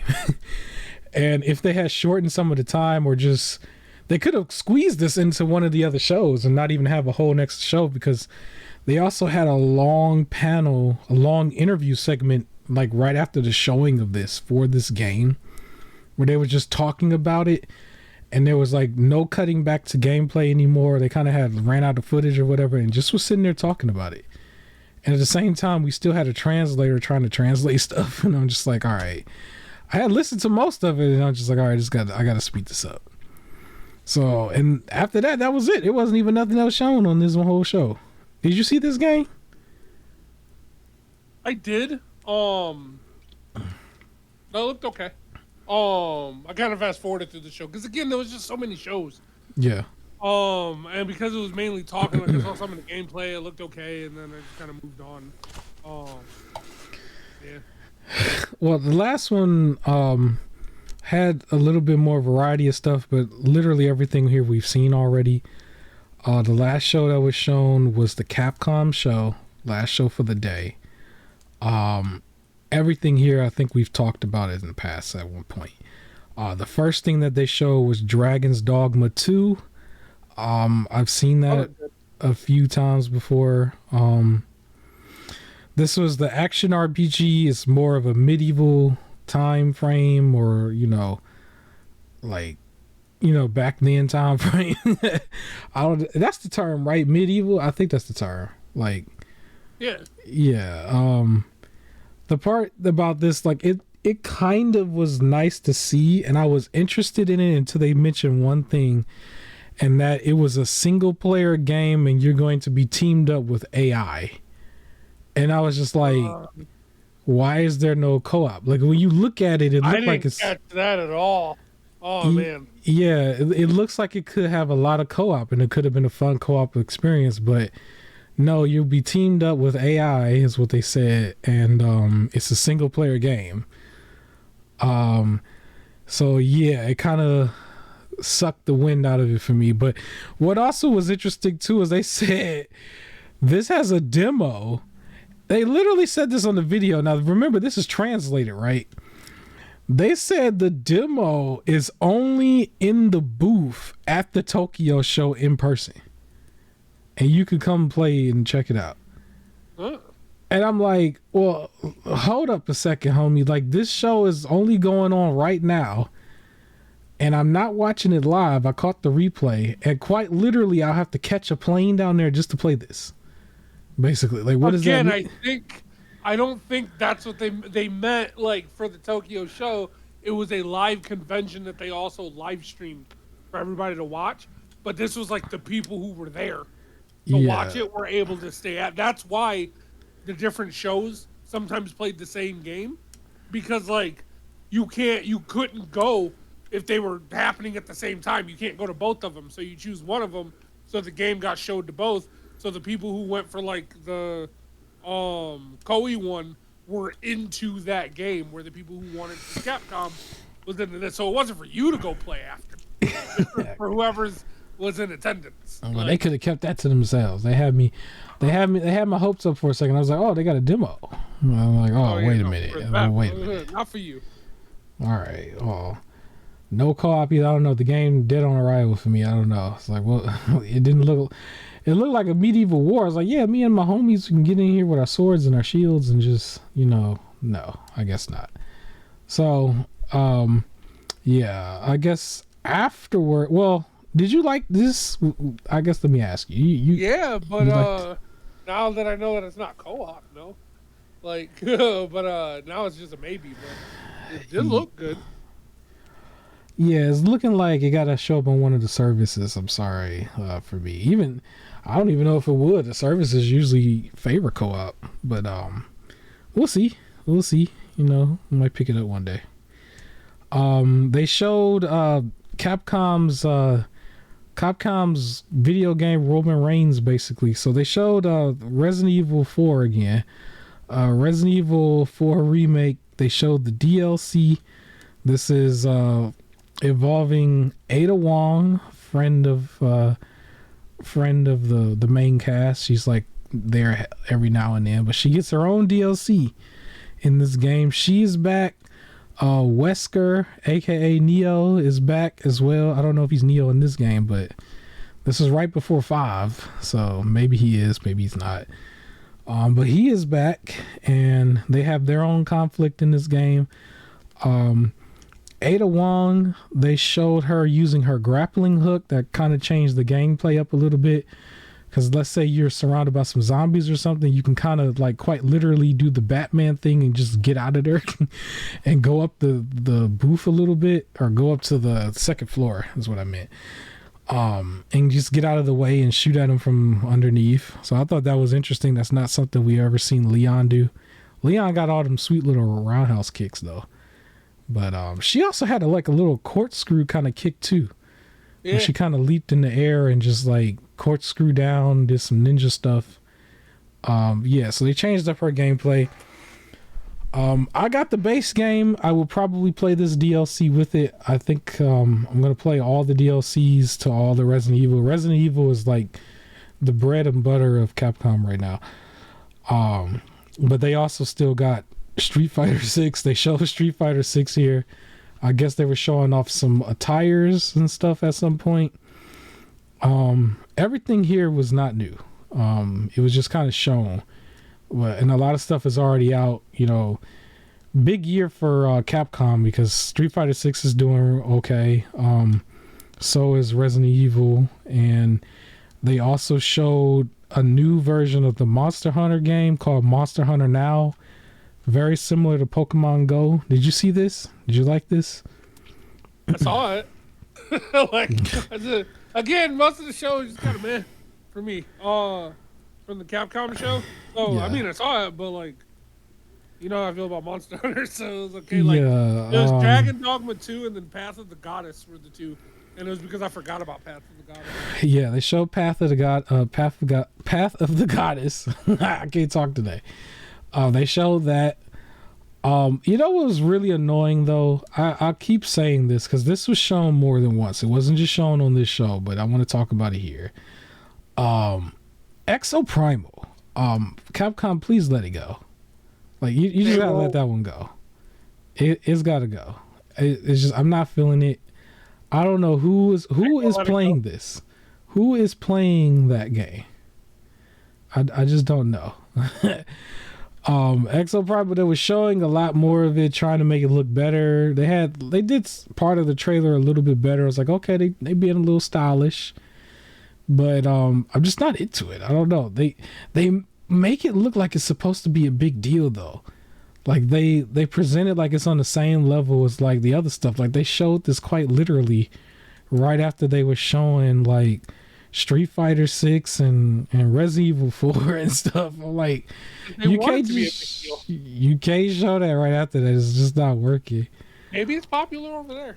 I doubt it. I think they were just showing their top guns. And the next one that was a little annoying is the Mega Man thing. They keep showing these Mega Man collections. I just feel like they might as well come out with a new Mega Man game that's like they switched the formula up, 3D over the shoulder or something. Like, I don't know. Like, if you're gonna do it again, be like Sonic Superstars. Like, it's a whole new Mega Man game. But where are they getting these collections from? It's like you're showing the same games, ain't it? Like, you can't have that many games in the Mega Man series, but you keep making these collections. I don't know. But I think that was the last one. My apologies. Let me give it its official title: Mega Man Dive Offline. So I don't know if you could do online play or not, but you dive offline at least. Yeah, that was the last thing that they showed. A lot of the same stuff. For it to be the final show of the day, where they showed like literally 6-7 shows, it was a little lackluster for me. Still some heavy hitters, don't get me wrong. Resident Evil is a heavy hitter and stuff, but it's like it's already out. I literally have the game physical, might I add. I have the game already. And it's like, imagine you got the game and then you watch a show and they show you the game like that you already got. So that's kind of what was happening here. And then I'm pretty sure for a lot of people out there, they got that and Street Fighter. So I don't know how excited they are about this, but yeah, Tokyo's E3, I guess, or the Tokyo Game Show. Please consolidate these and space them out a little bit more, please. Because I think before the complaint was like it's all in the same weekend. It was like, yo, they took it to the next level. It was like, yo, it was like, hey, all in the same day, like back to back. Like, listen, starting at the beginning of the day. Like what are we doing? Anything from this show that you think is a day one buy, you gotta pre-order it now. No, but I will say for Exoprimal, it has a relatively steady player base. I had to look it up. So in the last 30 days, its average player count was about 188.1. I don't know. Point one. What are we talking about? Point one. I don't know what point one means. Somebody had their baby in their lap. Yeah, I guess so. So at first I thought maybe this meant thousands, but no, because its all-time peak, like of people playing at the same time through Steam, was 4,522. So it's down to about 188 people. Okay. So about 200 people play Exoprimal every day.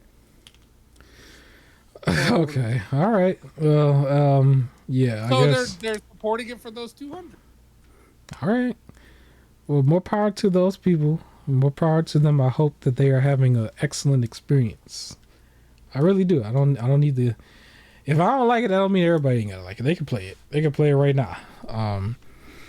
But yeah, I guess that was all the shows. We could probably circle back. I have another one of your topics here. I think we could just like mention this real quick because I kind of had something I wanted to say in conjunction to this, but you mentioned real quick in comparison. Yeah, Warframe, right? Warframe has 41,000 players over the last 30 days. Wow. Yeah, so Warframe's been going pretty strong. They could have just some of these people could have gave the bag to Warframe and really just added like a really long storyline to it or something. I don't know. Yeah. Might as well like add to what's still alive. Because even though I don't like Exoprimal, I do want to say this because I think this is also important. That doesn't mean that it needs to just all of a sudden just go like be delisted 6 months from now either, though. It just doesn't have to be a big deal. But whoever it is out there, 150, 200 people, if they like it, they like it. It doesn't need to be delisted. I just was sick of seeing it myself. But I do not want to see it delisted, though. You know. Yeah. All right. Now the next segment, I guess I don't know how long you want to spend on it. We could keep it short if you want to, but I'm gonna chime in on something else related to it. But you wanted to mention something about the Power Ranger fans. You want to get canceled real quick? Go ahead. Get canceled. Yeah. All right. So Cosmic Fury comes out September 29th, and they're gonna drop the whole season. All right. On Netflix, like the whole season right away. Power Ranger fans are getting annoying. Like they're already on my nerves. They're very weird fan base. Where it's like they claim to want one thing and then get mad certain things need to happen for it to happen. And what I mean by that is, one, that guy who they showed off in the what the show you're going to be talking about, where he showed the first like couple minutes of the show or the first like minute or so, he responds, like Simon Bennett, I believe his name is, he like responds to people on like X, and it's like, dude, like you don't need to do that. Like ignore these people. But he's one of those, like, it'll be like a bunch of people saying, hey, this is cool, and then one person saying this is trash, and he got a comment to that one person. But even so, the biggest complaint that people had was they didn't like the suits that this season was doing. They also didn't like the fact that they were no longer drawing from Super Sentai. They're doing their own thing. They're going to use like some of the Megazord fights from Super Sentai. But this is also, as the 30th anniversary, the final season that they're doing this. And starting next season is going to be kind of like a soft reboot of Power Rangers. And they're going to be doing their own thing. That's the plan from now on. Like everything's going to be their own now. Okay. And fans have just been nonstop complaining. Like, they announced this like 2 years before Dino Fury started. It was announced that Dino Fury would be the last one to use Super Sentai footage, and then they were going to be doing their own thing. And everybody was like, cool. Then when Dino Fury got to the end, all of a sudden people were like, I wonder which Super Sentai they're going to be pulling from next. And I'm sitting here like, I thought they said they weren't. And then when it was revealed, like, yeah, we're not, all of a sudden people are getting mad. And they're just like, no, you're ruining Power Rangers, and like part of the fun was having to use the Super Sentai footage or blah, blah, blah, blah, blah, blah, blah. And like, my issue is, you've complained about wanting like a female Red Ranger. You can't really do that if you're continuing to use the Super Sentai footage, because they don't have a female Red Ranger, and like, it'll be noticeable in the same way it is sometimes noticeable when like the Yellow Ranger is a guy for them and a girl for us, right? They're able to get away with it a lot of times, but it'll be harder to do with the leader of the team because of how much they're shown. And like, so there's that.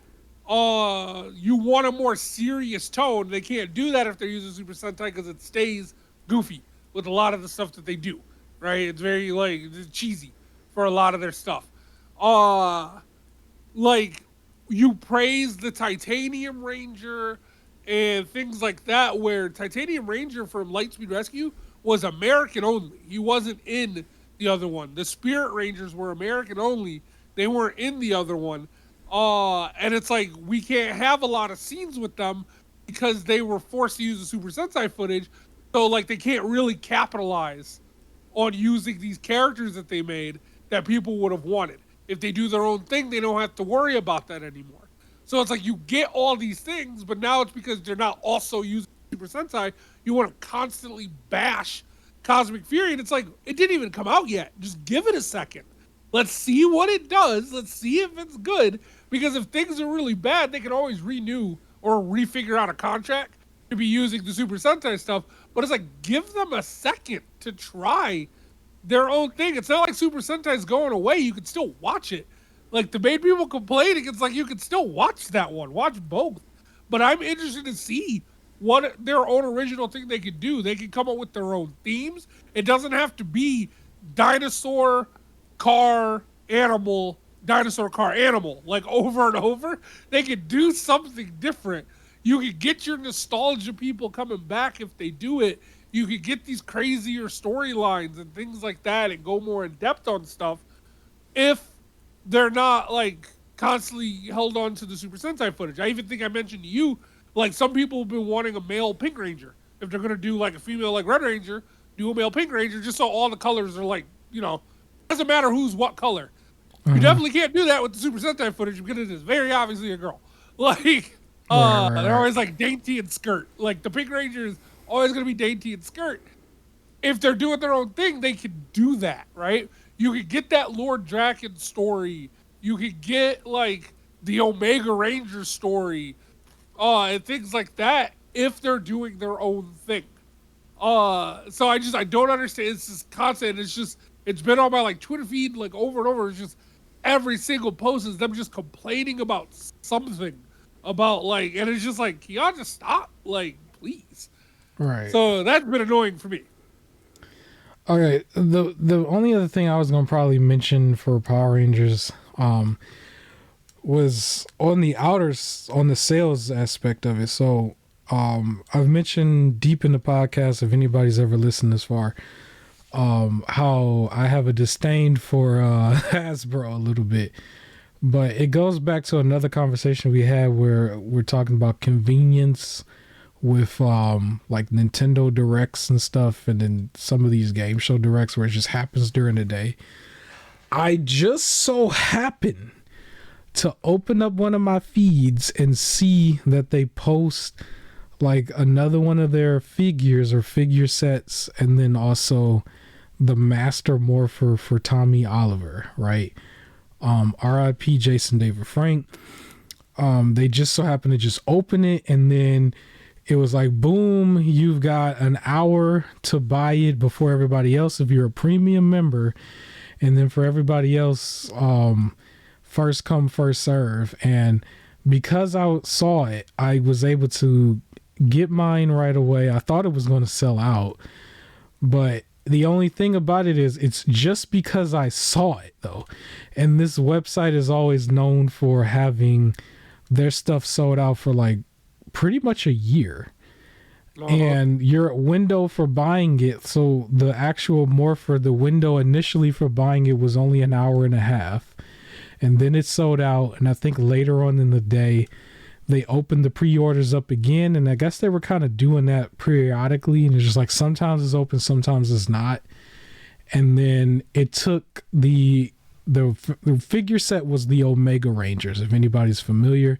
Pretty cool looking Rangers that's strictly in the comic books for now.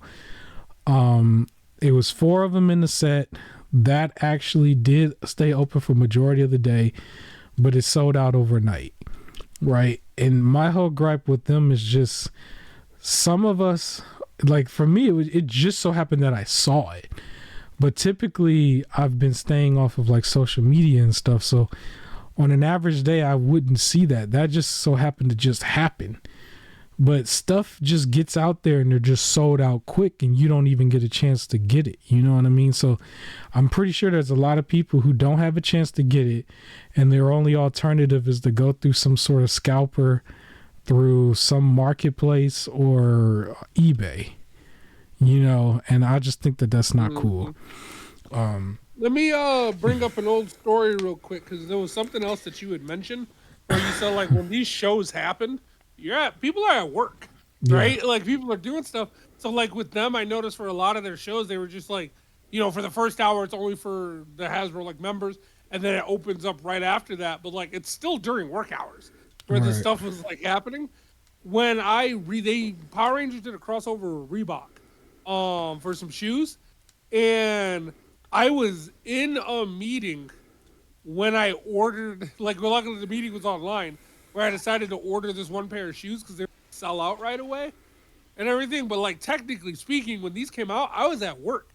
And this was just if I was in a meeting. If I was doing the other part of my, like, job, then I wouldn't have been able to buy these shoes.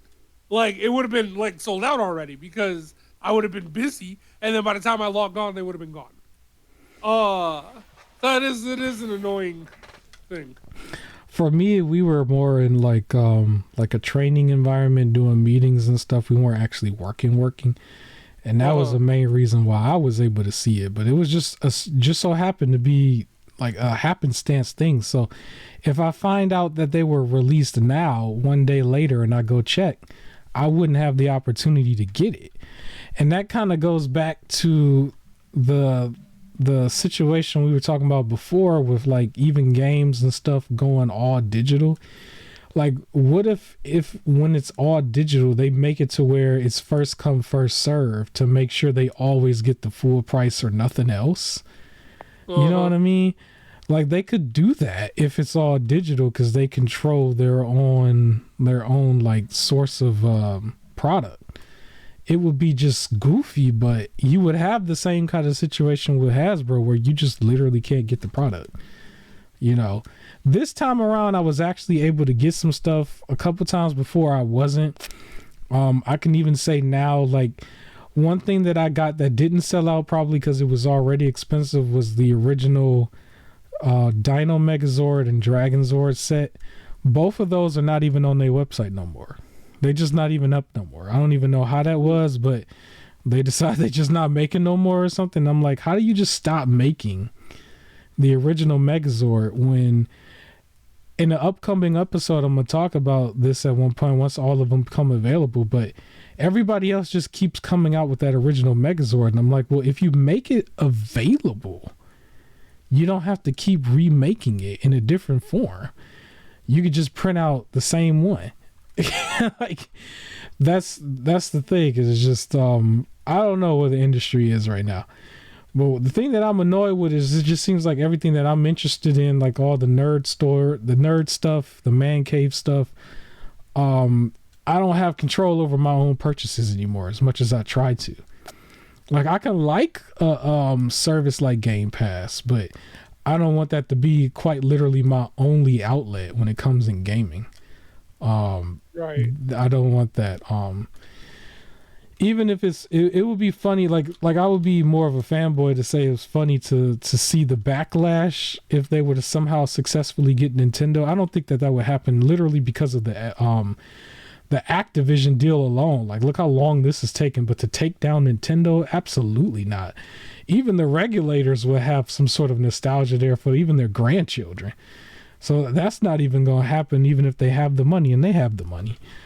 But it's just, I just think we do deserve to have our physical outlet. And some of us don't even really want to sell it to everybody. Like, I understand that's the whole thing. Like, oh, I could sell it if it's all of a sudden worth more. But it's like, I have some games where I haven't played them in a while, and I don't even think I will get back to it. I just want to still have it and look at it in hand. Even the disc. Even pop the disc out and look at the back of the disc. Look at the reflectiveness of it. As goofy as that is, that's my right because it's my purchase. Exactly. But yeah.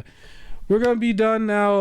We're going to get into the Remnant 2 right after this. I guess we could try to shorten this in the upcoming weeks. We don't have too many shows happening at the same time. But I guess real quick, I do want to mention, even though, yes, I'm still working on some solo content within the podcast itself, some nerdcore stuff towards the end involving Power Rangers is going to come up. I have a lot of notes and research that I did on a lot of different Megazords that I wanted to talk about at the very, very end, because I know it's not really gaming. That will come up once all of them are available, which apparently the $450 one hasn't been shipped out yet, even though it said it was coming out this month. I don't know what's happening. I ain't seen no videos yet. They might come next week. But then also I wanted to talk about that emulation device that some of the people are talking about in the emulation world. I do want to cover it because they came out with another one just kind of out of nowhere, and it is a beast, and I wanted to talk about that. I don't think I'm going to buy it because I got too many handhelds as it is that technically is still more powerful than it, even though I lost it. But that's all I got for you here. I will check you guys out next week and try to get my lighting situation together by then as well. Happy gaming. I hope you all had a fantastic summer. It seems like the fall is still starting off hot, so you could probably still enjoy some more summer-ish activities. And yeah, see you next week. Peace.